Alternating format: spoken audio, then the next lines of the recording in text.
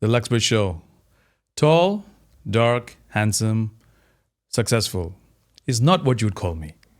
Absolutely not. But that's what you're going to call our new guest today.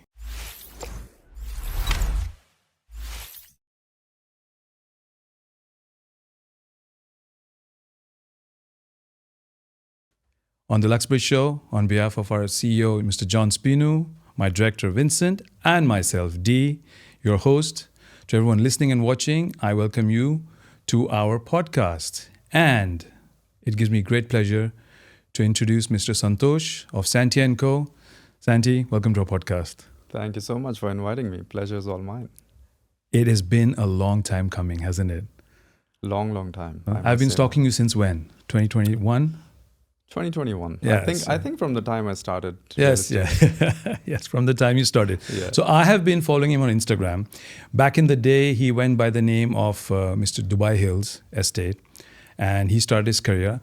I'm not going to tell you more about it. He's going to tell us. So Santi, off to the start. What brought you into this business? Was it you? Did it pull you? Did you choose? What happened? I wish I chose it, but I was forced to.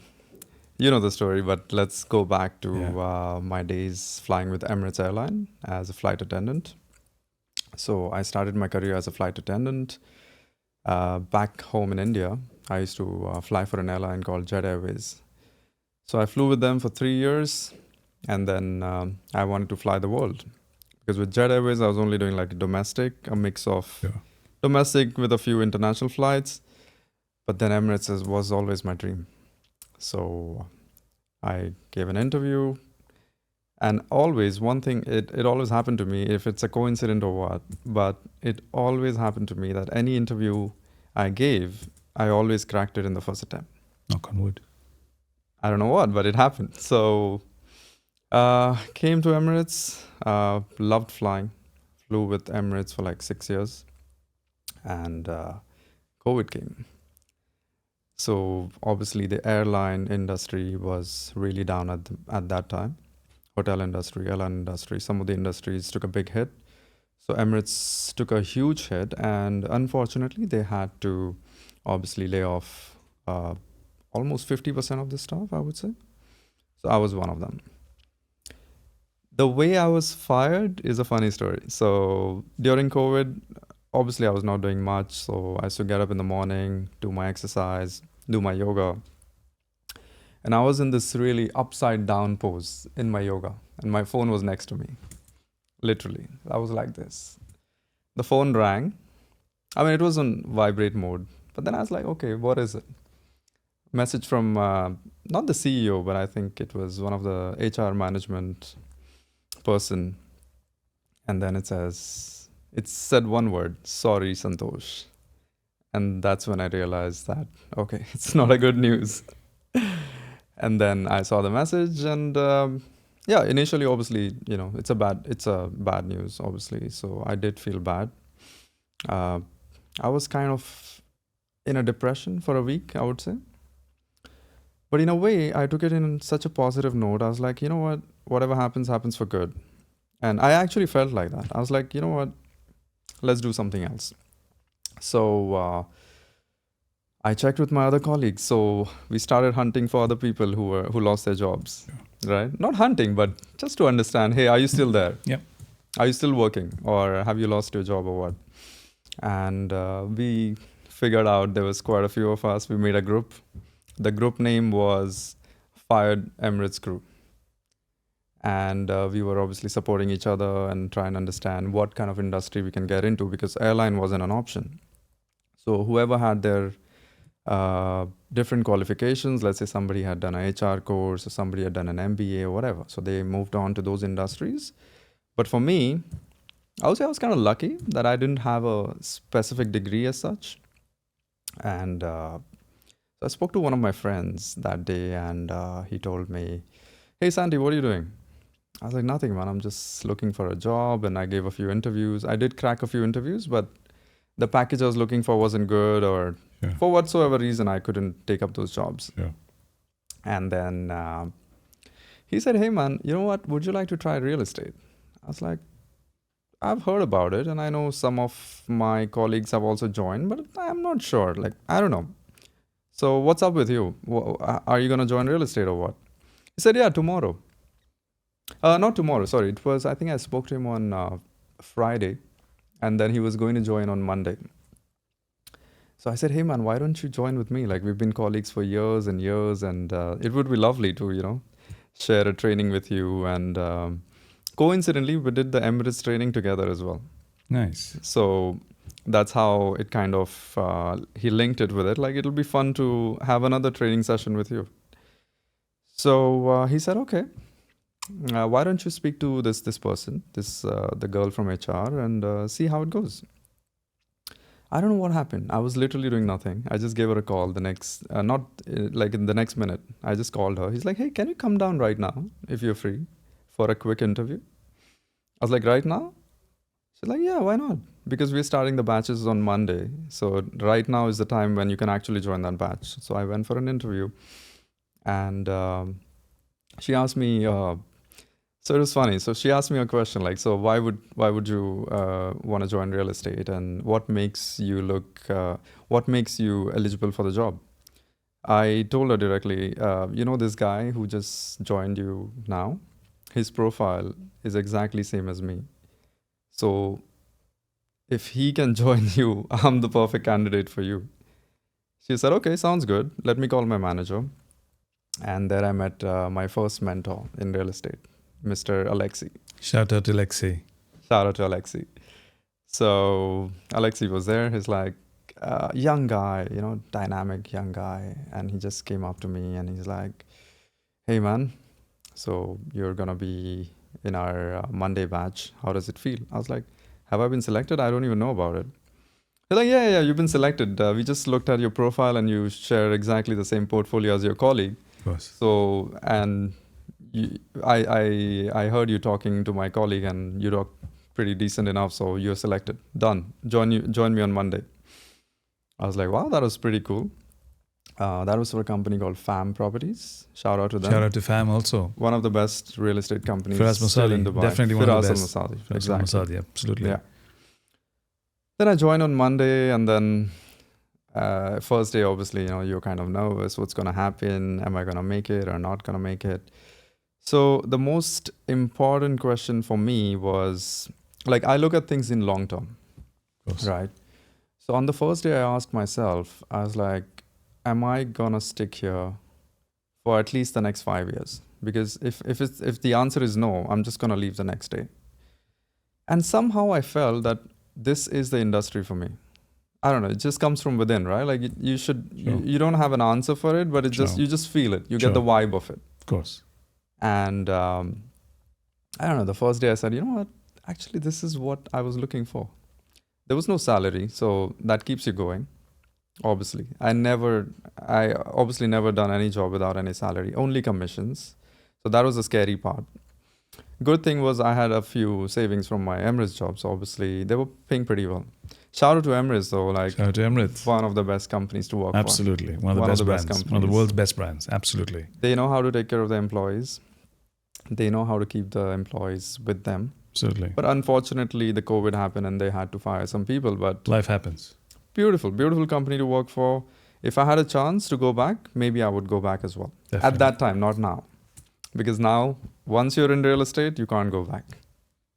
Because real estate is more like, it's like your baby. It's like your own business. So any agents coming into real estate, I'll advise them one thing, that don't think of it as a normal job. It's a business. It's your small little business that you start with because you don't get a salary. You're not accountable for anyone. Of course, you're accountable to your managers and everything else, but most importantly, you're accountable to yourself. Because if you don't work, if you don't give it your 100%, of course, you're doomed, right? You don't get money. So I'm going to jump right in. I'm going to ask you this question because I'm going to take away from this word baby, your baby, which is how you should treat all your businesses. All right. So you started off with FAM as an employee. Yeah. And then you were motivated to start your own organization.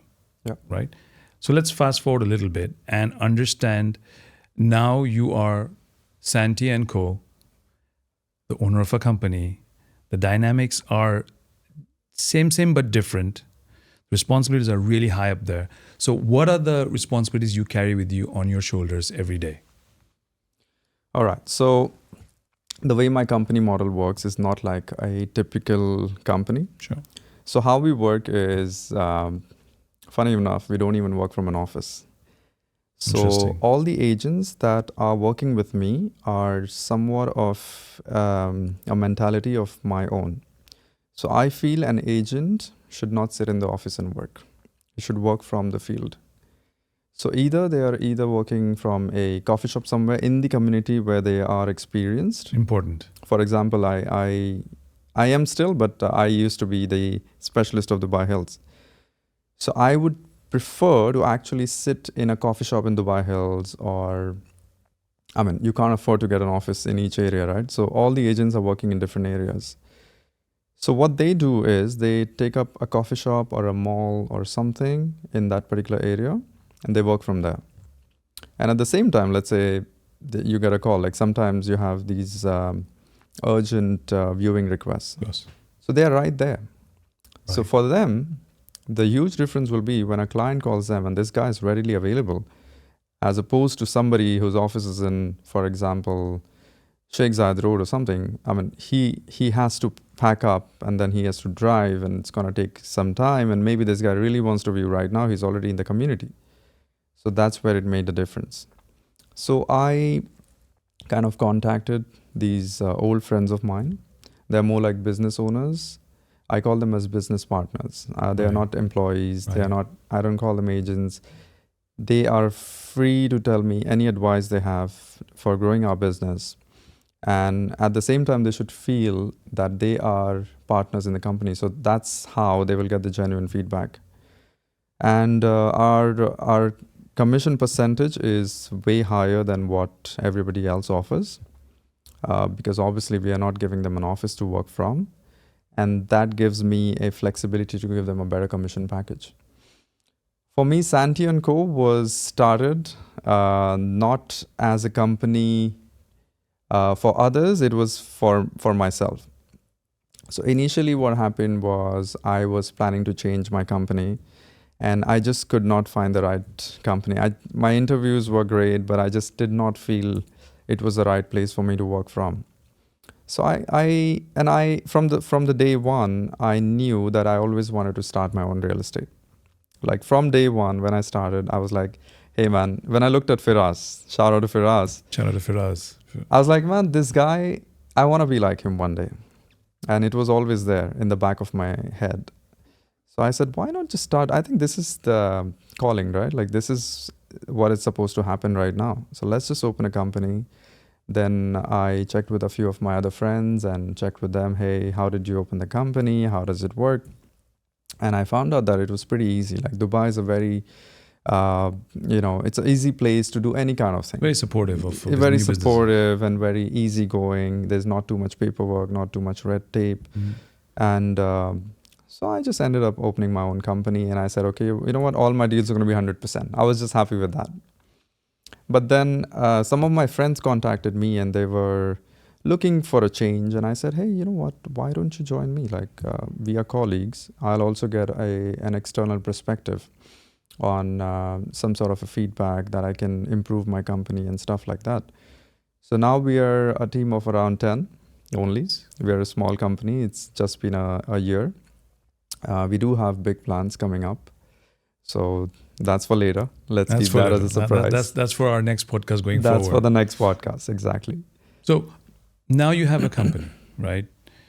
You were literally upside down when you got the message that you would have to start your new career. So happens to us. Sometimes the world turns upside down. Sometimes you're upside down while the world is straight side up. And you get the call, life-changing call. Life happens, and you become a realtor. And from a realtor, you become a real estate company owner. Now you've got people on you. So ups and downs as a person, as a business. How do you come back from your downs? I'm very curious. All right. So everybody has downs. If somebody says, I'm always motivated, he's lying. So I always have my downs, like on an average, every 3 to 6 months, you always have those moments when you feel like, hey, it's not going well. What I do and what works for me is I always take a break. So for example, let's say I'm feeling really down. So, I compare our minds, let's say, compared to a smartphone. So when your smartphone is cluttered with too many apps, you've opened too many apps, and everything is like cluttered, it's bound to hang, right? What do? You reset. So I reset myself. I leave my phone at home. I would go to my favorite beach in Dubai. I'd just go there alone, take a dip in the water, and just look around. That's it. That's all I do. And believe it or not, I come back the next day like a new person altogether, with so much motivation and so much of a clear mind that I'm like, okay, you know what? These problems were nothing. Let's start again. Okay, so you reset, you connect with nature, and you come back to ground zero. Absolutely. Very interesting step. And how does this translate to managing, say, a situation? Okay, I mean, this is you now, but then how do you transfer this skill to managing a situation where you are very, very caught up in something and you need to solve the problem? Right. What goes through your head when you're trying to solve this problem? All right. So when it comes to a problem that needs to be solved that moment, I cannot say, hey, you know what? Let me go to the beach and come back. You can't do that, right? Exactly my point, yeah. Yeah. So in that situation, what I've learned throughout my journey in real estate is patience, to take a step back. Never ever, what's that word? Never ever give your decision or never ever give your answer immediately. Always have a think and give an answer. If that can be done, patience, I would say, is very important. Very, very important. You have to take a step back, think about the situation, and think from a neutral point of view. You cannot have your biases, you cannot have any other emotions running through yourself. So you have to have patience, and you need to ask yourself, hey, you know what? If I was stuck in this situation, how would I have handled it as a customer? So if I was a customer, what kind of a response you will expect from the other guy in front of you? So I always take these examples from whatever I do in real life. So let's say I go to a supermarket to buy something. I gave you an example that day of buying a car. So how did that guy handle the situation when I had a problem? What I liked about it? How did that translate into actually converting that into sales? So I told you the car I bought recently, half of it was due to the customer service provided by the person. And when I bought the car, I realized, hey man, you know what? There were so many other cars I liked, but I bought this actually because of this guy. So it is that important. Product is one thing, but the actual experience is what matters. And the same applies in real estate. I've seen so many clients who tell me now that, hey man, this wasn't the best property we liked. You know what we liked? It was you. We bought this only because of you. Because we trusted in you, and we knew that you're never gonna give us a bad advice. So you have to first be a person that people can trust, and only then you can actually translate that into a good sales experience. So trust and sales experience are very important. Now, our industry, real estate industry, has a lot of myths. Like people, it comes with a stigma or sort of stigma that certain people are just this way, or agents are this way, or brokers are this way. So what are these myths you think you can dispel and say, yes, this is quite true, but on the flip side, this is also true? One is you giving an end-to-end perfect experience. What other myths have you heard that you guys are just like this, but... Yeah, so whenever I say to anyone that I'm a broker, the first thing comes to their mind, and I don't blame anyone. This is because this industry, especially in Dubai, is full of brokers. Everyone is a broker. Even if somebody's doing a normal job, he's also a broker in his part time. So when I talk to people, I tell them, listen, would you treat everyone the same when, let's say, at your job? Would you like if somebody treats you all the same? For example, let's say you're a banker, right? So everybody would think that, oh, bankers are this way or that way. I don't know. Yeah. Just give you an example. So you have to treat everybody as a person. You have to see him as not a broker, not any other broker in Dubai, but you have to see him as a person and try him out. And I agree with those people that Dubai is full of brokers who are not ethical. If I was to rate it, if I was to give it a percentage, I would say around 80%. I personally have had a very bad experience with brokers. And that's when I came to know that, man, this industry needs good brokers. And that was one of the motivations for me, because I came from customer service background, and I thought this industry really needs good, honest brokers. And that's where I thought my place was. And whenever I do a deal, I never lose the client. That's most important. Never lose a client after you do the deal. The relationship builds on that, and that can translate into many more sales in the future. Like currently, whatever sales I'm doing are only through referrals that are given to me by my previous clients. For sure. And I do not have time to generate more leads. Like, it's that important. You do not have to do cold calling all your life. True. Once you build those relationships, that's it. So your relationship doesn't end at the transfer office. The transfer office, for those of you who are listening and who have not understood the business correctly, or have been in the business for the first time, a transfer office is where the property gets transferred to the new buyer from the seller. And at the transfer office is when everyone handshakes, pats each other on the back, the deal is done. But that's where, as a true broker, what you're supposed to do is the very next morning, carry forth the relationship and keep in touch. It's not one and done. Exactly. Because if it's one and done, you're not getting any referrals. Because on the weekend, after someone makes a purchase, what does he do? He celebrates that, hey, I bought a new property. And then while he's celebrating, if you're not in his mind or at the tip of his tongue to say that this is the person, then you lose out that opportunity of word and mouth marketing, which is the most powerful marketing on the planet. True. Word of mouth. Someone giving a reference about somebody and saying, you know what, I tapped this gentleman, he's good, go to him. That clinches the deal halfway.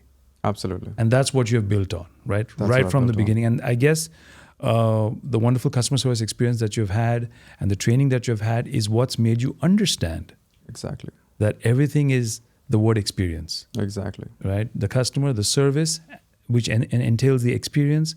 And then finally, you hope, let's just put it that way, you hope that the person is convinced enough to do the deal. Not every deal turns out positively. Of course. But there's, again, no ill will. Yeah. Okay. It is what it is. Sometimes you win, sometimes you don't. But you keep the relationship. True. And that, you're saying, is what's given you referrals repeatedly. Yeah, like a lot of referrals have come from people that haven't closed. Oh. So these referrals have That's come interesting. through by just having good relations. So not that I actually sold them a property. It was just a good relationship, a good experience that they had.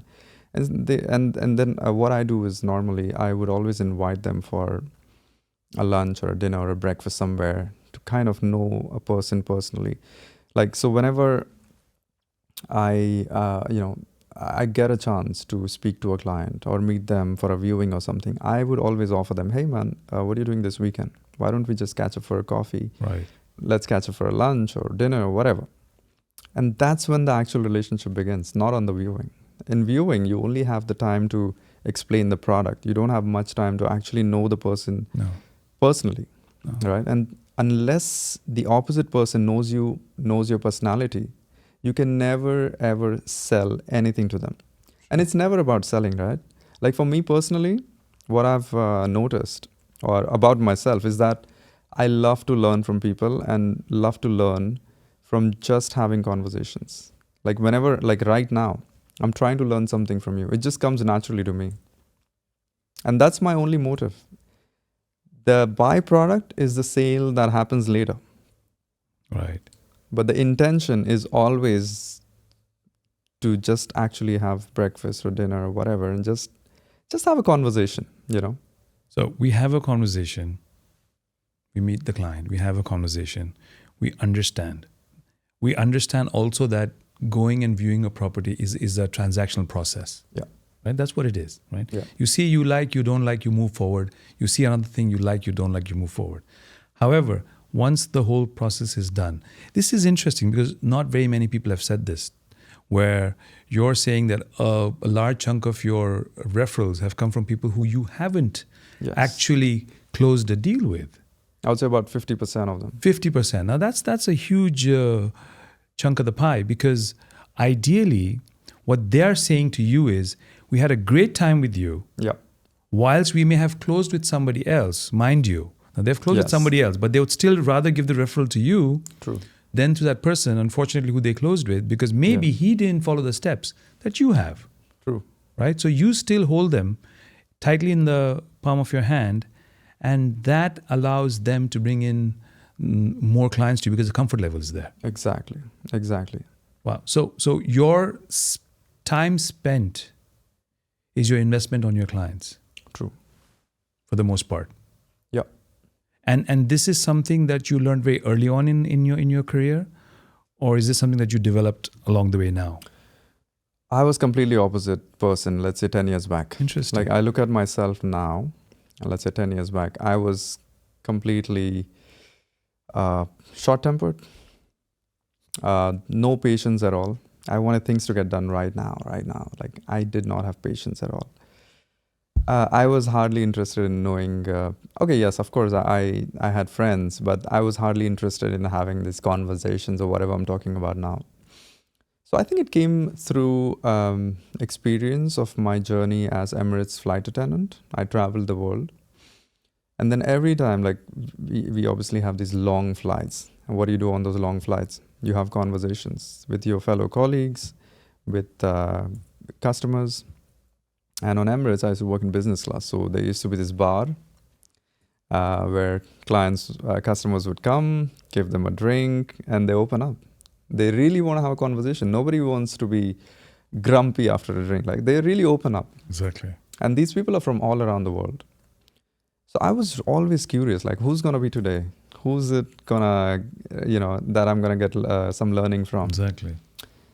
And I mean, not everybody used to do that. So I was somebody who wanted to do that. So half of the other crew would just sit in the galley and just the work is done and just sit in the galley. And I don't blame them. And their work is done, right? But I would actually go into the cabin sometimes. If nobody come to the bar, I would go into the cabin and look at customers. If they're sleeping, if somebody's not sleeping, I'll just have a casual conversation. Hey, you're not feeling sleepy. Would you want to come to the bar and let's talk? If you're not sleepy, I'm feeling bored.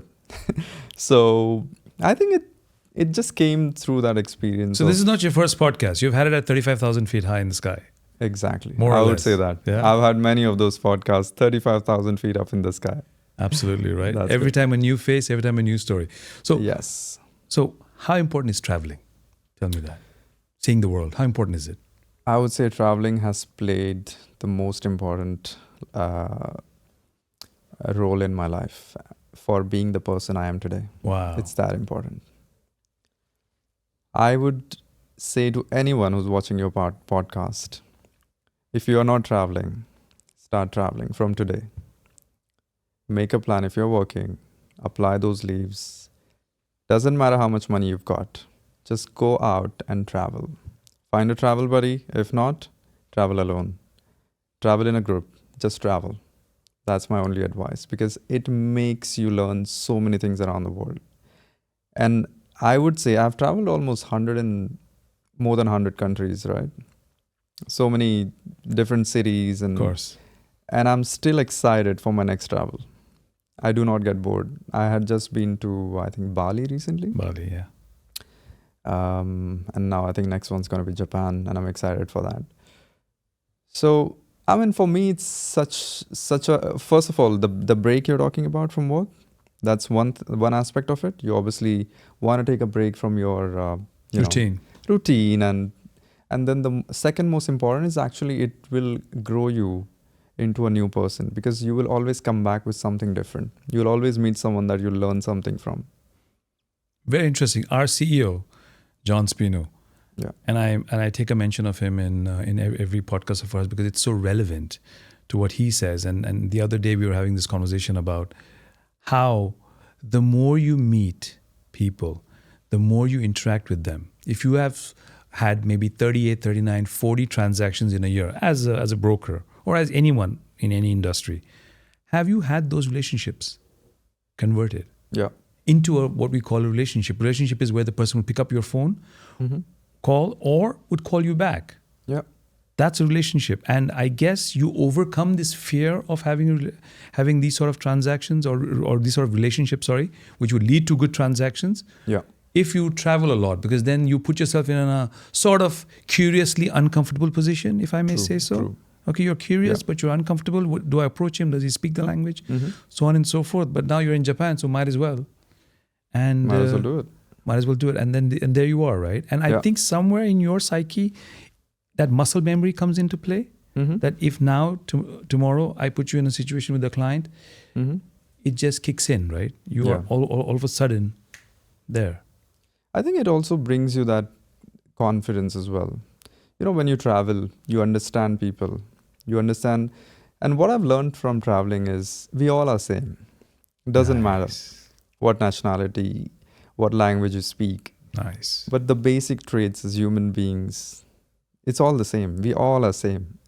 So for me, when I approach someone, like let's say I get a lead tomorrow, I know how to approach him because I have nothing like these preconceived notions in my head. Oh, where is this guy from? Whatever. It does not matter. What I look at him as, he's somebody who's looking for a good service. He's somebody who's looking for a property. Doesn't matter where he's from. Doesn't matter what language he speaks. I am here to give him that service if at the best of my abilities. And if I can do that, I'll be really happy. And again, sale is a byproduct. True. What I'm focusing on is to give him that experience. And I personally, I've obviously sold so many properties in my last 5 years. Every time I see that smile on my client's face, that just keeps me going. I'm like, hey man, one done. You know, these guys are happy. And they always, every time I sell a house, let's say if it's for their own use, they would always make sure they invite me for the housewarming party. And you know, we end up becoming friends, and your friend circle just keeps growing. I mean, that gives me immense pleasure as a successful human being. That's Right. an interesting phrase to say. Are you a successful human being? You're a successful realtor. Yes, you're a successful so many things. But then are you a successful human being? Yep. And that definition pretty much doesn't vary, does it? It's always those basic things. And I love what you just said, because coincidentally, once again, when we were talking to John on our morning meeting yesterday, he said everyone is human. Why are you treating anyone any differently or thinking they're going to behave differently? Right. Everyone has the same basic requirements. And if you break it down to the basic, life becomes more simple. Right. Career point of view, let's go there. Career point of view, what's your highlight so far? There's going to be lots more coming up, I know, but then so far, what's your highlight? What's that one moment where you felt, yes? I would say I wouldn't like to say that this was a particular highlight. I would say I've had many highlights in my long career. I literally started working when I was studying. So when I was in college, I started working from that time. I started from a small call center back in Mumbai. That's where I'm originally from. So there have been many highlights because I know that what I'm doing now, it's going to look so small, like let's say like 5 years down the line. So what I believe in is whatever achievements you've done so far, they should always remain as your highlights. I don't think anybody should rank them like this was the first and this was the second. So for example, back in Emirates airline, I was one of the top, I got an award for one of the top cabin crew for that particular year. Wonderful. In FAM Properties, I was a top broker. Nice.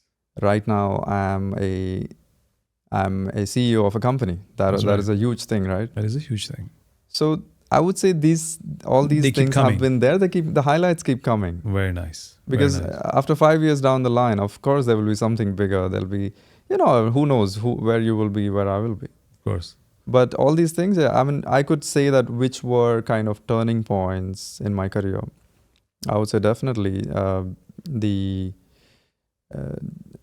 opening your own company was one of the biggest things, because that really put me in a different space altogether. Right. Where you work for someone, you're working towards achieving their dreams, and here are your dreams, and you're working towards them. And then you get other people, and the best part is get your friends that you already know, and they are working towards your dream. Right. I would say, that's... Does it if get I was scary to sometimes? rank, it does. It Tell us definitely about it. does. Tell us Because about it. see, as an entrepreneur, people from the outside, I don't know what they think, but it's so easy. He's just opened a company. He's got so many people working for him. He doesn't have to do anything. Completely wrong. As an entrepreneur, your day starts with chaos. So I get calls at 7 a.m. Hey Santi, there's a problem. Can you sort it out? Because we are a small companies and there's nobody else to go back to, right? Hey Santi, can you approve my listing? Hey Santi, can you speak to the manager? Hey, can you speak to the developer? There is n number of things. And I have my own deals going on. So there's a lot going on. But as my journey as an entrepreneur, I learned a lot. I learned everything from scratch. So I did my own trade license. I did not hire anything. I even did my VAT submissions myself. Whatever videos you see right now, they're all done by me, edited by me, everything done by me. Because I want to learn it, and I want to see, like in future, obviously we'll be hiring people to do that, but I need to go back to them and tell them, hey, listen, this is not how it's supposed to be. So if you've done it, I actually designed my own website as well. So I did everything. Like even now, I'm doing everything. I have few people helping me out, but it's a chaos. And that's when I say everybody need to have that one thing that can bring them out of that chaos. For me, I take a break. I either go for a hike, go to a beach, chaos gone, come back to the chaos. Very interesting. I also like the fact that we haven't mentioned the name of the beach because, that's a little secret. That's a secret. Look, it's amazing. And I'm just learning while you speak that you've literally been on the shop floor, so to speak, right? You know the nuts and bolts. It's your curiosity that drove you, right? You always are trying to get better, but your formula is, I want to get better by first doing it myself, right? So I understand that you don't shy away. This is what I'm getting from you, the energy I'm getting from you, that I don't shy away from trying something. Like even if it's someone who's in the first class cabin flipping through a magazine and going up to him and saying, if you're really bored, come and join me. Because you know what, we're all in the same plane. We're not getting off. So you might as well come and join us. And then let's have a conversation. So that takes a lot of courage to go up to some stranger and just call him up. You've done everything down to your trade license, your own website, so on and so forth. So everything is hands-on. Right? And that somehow stitches up into your self-confidence and your self-worth and knowing yourself that this is what I can do, this is where I'm good, this is where I'm going, this is what I'm good at, and this is where I can get better. So that's an immense takeaway for anyone who's watching and listening, that if you really get worried, of course, scares you also. You've admitted that very clearly. Every day is scary. Starts at 7, 6, whenever it is. And it's always alarm bells going. But if because you have done it yourself, you know you can do it again. True. And it's just about elevating yourself in that process. I mean, that is something. Now, I want to ask you to this especially this important question, because what is your relationship with money? What does it mean to you? How do you use it as a metric? I'm not asking you how much you make. I'm not asking you what is your future target. But everyone has a relationship with money, how they view it. Yeah. How do you view it, and how would you advise other people to view it? See, money is really important. If anybody says it's not, they're lying, of course. Money is important. It gives you the freedom to basically live your life. But do not make money as everything. This is what I've learned from meeting so many rich people in real estate, in Emirates and everywhere else, that people make money their life. That's what you don't want to become. You want to give importance to money just to give you that comfortable life. And of course, you need to become an investor. You need to invest the money so that your future is secured and everything else.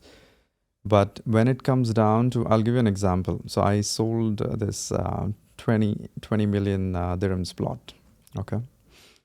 And then we went to the client's office, the guy who bought it. We went to his office and we were just doing our final calculations with our commissions. And obviously, if he's selling a 20 million dirham plot, that means he's obviously rich. And I went to his office and we're doing our final calculations. And then I think there was 5 or 10 dirhams that was less. So, I mean, I didn't have the cash on me. So I said, and he actually poked me like, hey, Santi, actually, there is 5 dirhams less. And I was like, oh, yeah, I realize. Maybe I only have like 500 dirhams on me. I don't have change.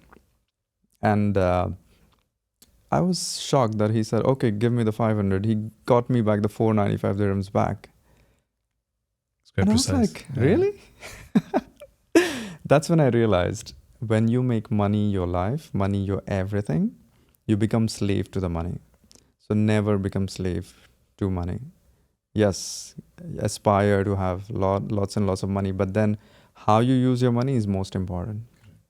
Don't make money work for you. Sorry, the other way around.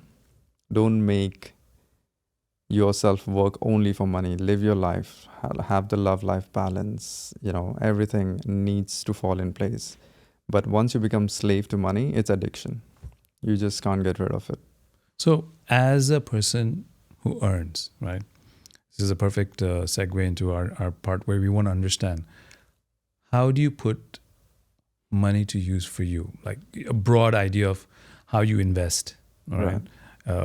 I'm sure real estate is part of that. Mm-hmm. And how do you structure yourself? Because what happens is, as a broker, you have a great day, you have a great year, you have a great quarter, God willing, and you come into a lot of money.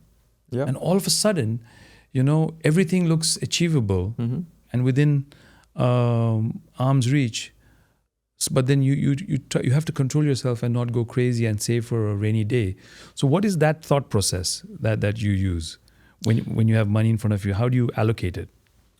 So how I do it is I make sure first I tell myself like this money is there for investment. Simple as that.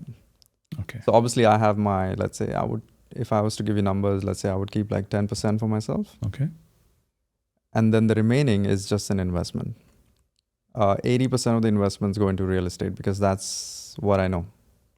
The remaining 10%, I would keep that aside for the business, as well as if something comes up last minute, I would keep that on the side. I also have a few investments into shares and stuff like that. But if I was to give somebody an advice, invest into something that you know of personally. Do not just go behind that everybody else is going for. So what I know is real estate. So I would only invest chunk of my money into real estate. This is what I do. Interesting. That is such a good point. Go on the path that you know of. Yeah. Right? That you understand Mm-hmm. and that you can take away from. Yeah. Right. Mm-hmm. So you know the pitfalls, Mm-hmm. so to speak, Mm-hmm. and you're prepared. Yeah. And then you can obviously build on that. True. Speaking of building on, what aspirations do you have next for Santi & Co? The next aspiration is going to be, it sounds crazy, but we want to become the top 10 companies, brokerages in Dubai. Oh, as we say, inshallah. Inshallah. Yes. So that's the aspiration for now. Lovely. For the next, Lovely. we have a timeline of about 3 years.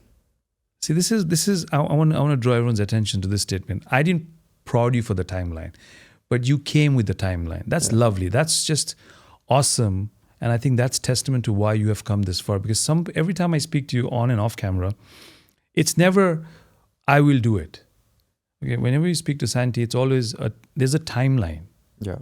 Right? That's beautiful. 3 years. 3 years from now, inshallah. Inshallah, definitely. Why not? Yes. 100%. Yeah. Absolutely right. So when you say you want to be the top 10, okay, what made you say the second part? I'm curious. Why did you set a timeline to it? Why 3? Why not 5? See, timeline is important because then that's what you're working towards, right? If you don't have a timeline, you can be relaxed, or you can be, you can be too stressed or whatever. Yeah. So if the timeline is there, that that, okay, for the first year, I need to do this. For the second year, I need to do this. And by third year, hopefully, we'll be reaching where we are. And then maybe after 3 years, let's say you reach the timeline, which we will. I have the confidence we will do that. Maybe we would like to become the top broker in Dubai after that. And then we'll set up a timeline for that. I know the market's crazy, but you got to have the timelines. You've got to have the aspirations, right? Yeah. Control the controllables. Yeah, you can control your timelines. Okay. Yeah. We can't control what the market is doing. It shouldn't do. It's not up to us. Exactly. But again, we had this discussion, and I remember once again, okay, shout out to John. He said that too. He's like, guys, you need to come. And this episode is being shot a day after he said that. And today we're on a Tuesday. Mm-hmm. Yeah. So on Thursday, I have to make a submission on what is my timeline for success. Mm-hmm. Okay. And what I need to do. And because that's exactly what we're talking about. And that's what John's talking about now. And Right. I think it's the CEO thing that all CEOs are now bound by time. Yeah. Like, guys, what's your timeline? And I just want to say that, would you say an individual broker like me is sort of like a CEO of his own company? Absolutely. No doubt about it. Okay. So when I started the conversation, I said this the first time, that every agent who comes into real estate, he is a CEO of his own little real estate. Do not look at it as a job. Beautiful. Because job gives you money every month. You have to look at real estate as how much you earned in the last year. That's the way to go about it. Because you might not make a sale in 6 months. It's definitely a possibility. I know personally, my first sale was after 3 months of joining. And everybody else around me was actually doing sales and rentals like crazy.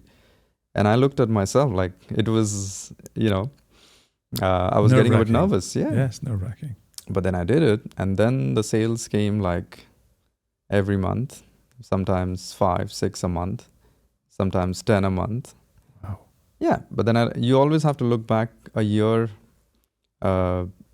in advance that, okay, this is how much my target is. And always timeline is important as well as numbers are important. So you need to give yourself a target for the entire year that this is how much I want to earn. And obviously looking at what you earned last year. So maybe you want to add 50% or 100% to that. And of course, every broker is a CEO of his own real estate. Okay, so quickly, I'm looking at my watch right now. It says 1:25. Yeah. So it's 1:25 in Dubai on a hot afternoon. I've just had lunch. I'm a broker, started off new. I'm sitting, probably doing a rental in downtown or whichever area, and I've started my career in JVC. It's hot, and I'm wondering, and I'm listening to this conversation right now between the both of us, and I'm watching this video. Right. And I'm having a very, very quick starter lunch is what I would like to call it, right? Mm-hmm. No restaurants, nothing. You grab some roll here, you grab a juice there, because budgets are tight. Yes. Okay. Of course. And this is your budget. This is your grand meal for the day. Yeah. And your words of advice would be to me at that point in time. What would your words of advice to be? I'm giving you the scenario. Okay. Yeah. I've just finished a viewing. They've said no. Mm-hmm. This is my 4th viewing in the same apartment. Mm-hmm. I'm wondering, oh my gosh, what am I going to do? Is this industry meant for me? Mm-hmm. How do I pick myself up from there? Right. So again, the first advice will be take a break. Okay. It seems like this person, or if you were to say it's you, you're not going through the best of times right now. No. Take a break. Do what you want, like whatever is your Take a walk to the go-to beach. thing. Take a walk to the beach or Perfect. whatever. Right. And then the most important thing you have to ask yourself, which I ask myself, that okay, there is no salary here, right? That's the most intimidating part, isn't it? Yes. Right? That's what makes this not a job, it's a business. It's a business. Gut wrenching, yes. So ask yourself, can you afford to not earn a penny for the next 6 months? Keep 6 months as your target. Can you afford to do that? And if the answer is yes, no worries, pick yourself up. If it's a Friday night or whatever, go out, enjoy yourself, enjoy with your friends, come back on Monday, and then talk to yourself about how I am going to survive in this field. Speak to people around you, speak to people who've done sales, get advice, ask. People are always afraid to ask. Ask your fellow colleagues, ask your CEO. There's so many people. There's so many people that you can take advice from. And you just have to replicate that. But the most important thing is, do you want to do it or not? It's about you. Everything else can be learned. You can learn everything. I mean, there are books, there are videos on YouTube. There's so much to learn. There are The entire podcasts. world, the podcast, the entire world is open for you. Absolutely. But it's about, do you want to do it or not? Sure. If it comes from within that, yes, I want to see myself. Like how I looked at Firas when I joined the first day. I said, man, I want to become like that guy. And that stayed with me. I was like, I want to become this guy. And I saw people around me, they were driving these fancy cars and, you know, these fancy girls were flashing their fancy bags and fancy clothes. I'm like, man, everybody's successful here. All I have to do is stick around. It's going to be easy. I know. I mean, it gets difficult when you don't have money in your pocket. But then all you have to do is stick around. The money will come. It's just the process. As I said, you have to look back a year, not look back at a month. Then you're going to be disappointed. And then one day you're going to meet 2 or 3 of these clients who are going to change your life. Your life will change. So to that agent, I will ask him one question. Do you want your life to be changed, or you want to live your life as a mediocre Beautiful.